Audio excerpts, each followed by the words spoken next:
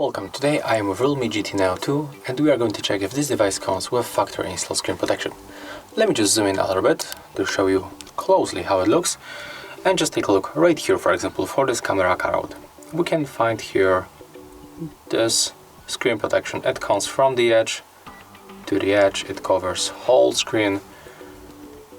Right here at the bottom we can find a little bit wider empty space, but it still protects like 99% of our display, and that's a very thin foil. So if you want to make better protection, you can apply here the tempered glass. And by the way, this smartphone comes from the European distribution.